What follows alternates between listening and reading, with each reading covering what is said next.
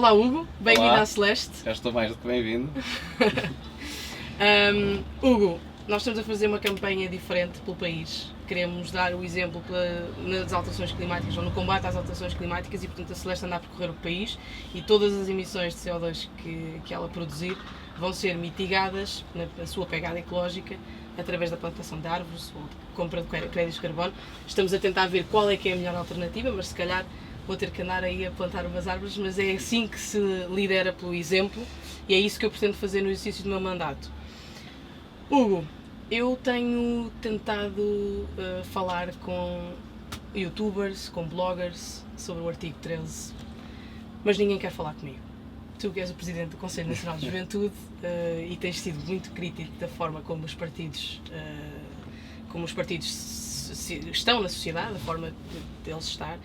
O que é que nós podemos fazer? Porque isto, a mim, entristeceu-me ninguém querer falar comigo sobre o artigo 13, um assunto que para mim me é caro, porque tem um impacto na nossa geração e eu não quero ver liberdade condicionada, seja de que forma for, e portanto queria falar contigo sobre isso. Eu acho que é um grande tema e que diz muito e agradeço-te o convite. É também bom para mim ver-te a ti a número 2 de uma lista de um partido, como jovem que és, e portanto acho que nos devemos ficar todos muito felizes por isso, por termos esse lugar, nem que seja de vez em quando, mas o artigo 13 foi um sinal grande para a política e para os partidos, primeiro porque arrastou não se discutia a Europa e de repente estamos a discutir a Europa. E de repente todos os jovens estavam a malhar na Comissão Europeia e no Parlamento e em toda a gente. Portanto, os jovens sabem que a Europa existe, que a União Europeia existe. Acho que foi das vezes que isso aconteceu mais. Aliás, os meus primos, a minha irmã, que poucas vezes falam de política comigo, são muito mais novos do que eu, rapidamente mandaram. Aliás, eu soube disso por um WhatsApp da minha irmã com uma proto-diretiva europeia. E o que é que está a acontecer aqui? Eu estou a receber isto no WhatsApp e tu estás a falar de política comigo. E portanto, houve aqui, primeiro de tudo, uma demonstração de um novo poder. E tem-se dito muito isto aos poderes conhecidos, o religioso, o militar, o político, e há um novo poder que é o poder digital. E isso está a mudar tudo e a política continua-se a fazer como sempre se fez. Nós, cada vez mais, vamos ser uma geração de mais pessoas nativas digitais que já nascem com a informação no bolso e nas redes.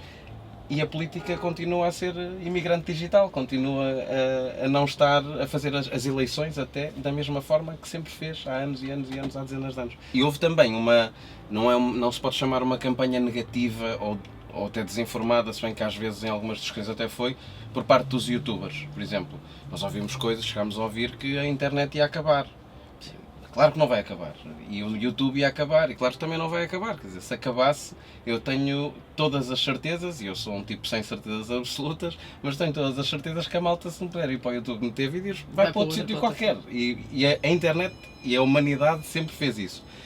E a verdade é que depois o artigo 13, ou aliás, toda esta história não vem nem proibir memes, nem proibir links, nem proibir vídeos, vem colocar responsabilidade sobre os grandes, aliás, até protege os pequenos.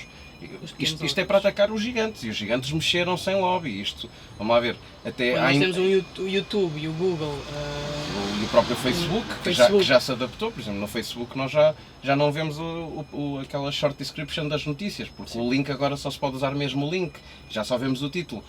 Como o YouTube, e aí os youtubers têm a razão numa coisa, que é, o que vai acontecer é, há uma intenção de proteger os direitos de autor. Eu acho que nós devíamos estar todos muito contentes com isso. E muito contentes com o facto de as pessoas que criam cultura e que criam arte e que a divulgam possam ter direitos de autor sobre esses conteúdos. Porque os fizeram. Isso não devia chocar ninguém.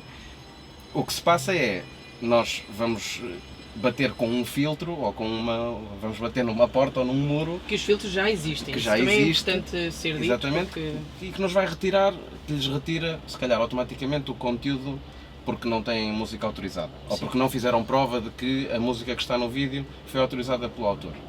Exato. Isso é um problema porquê?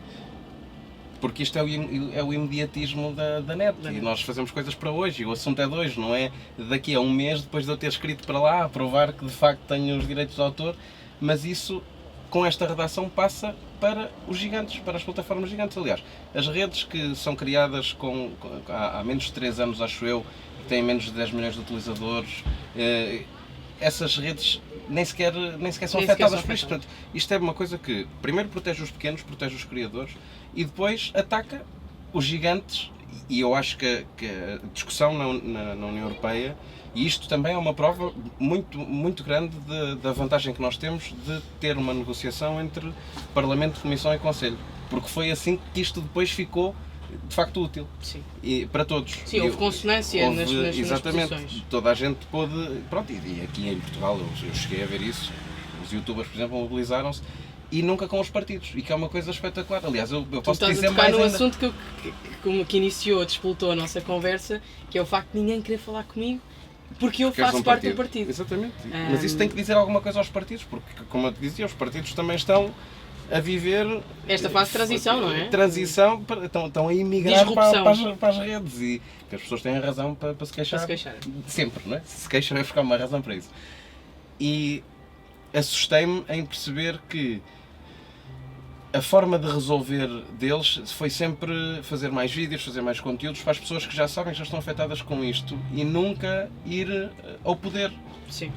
Falar com um partido, ou com um eurodeputado, ou com um deputado sequer, ou com um governante. Ou com e agora vão ou com um candidato ou uma candidata. E porque nós temos essa responsabilidade, aliás, nós fazermos a campanha sem tecnologia. A campanha ainda não teve tecnologia. Os assuntos são os assuntos nacionais do dia, são os professores, e são o que é que o outro partido fez ao outro, e são...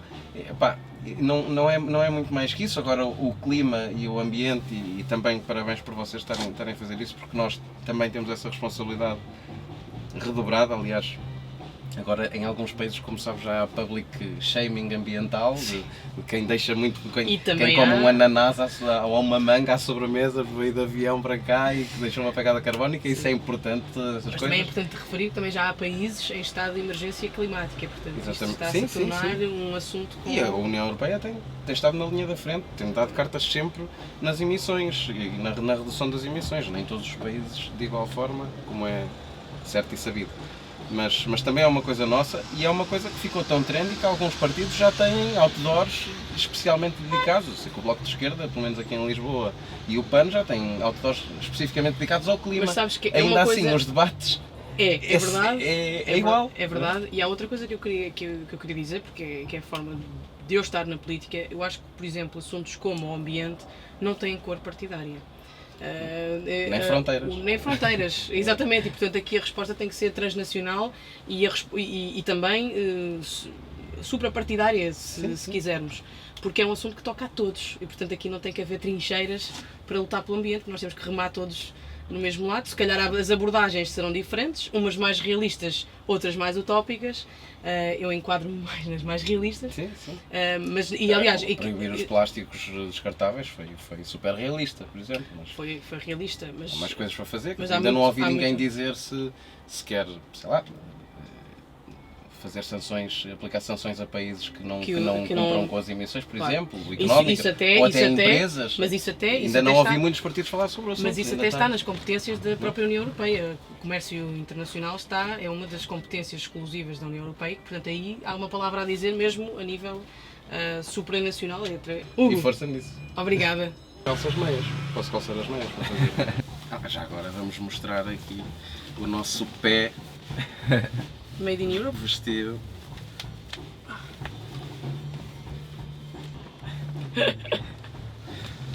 Pronto.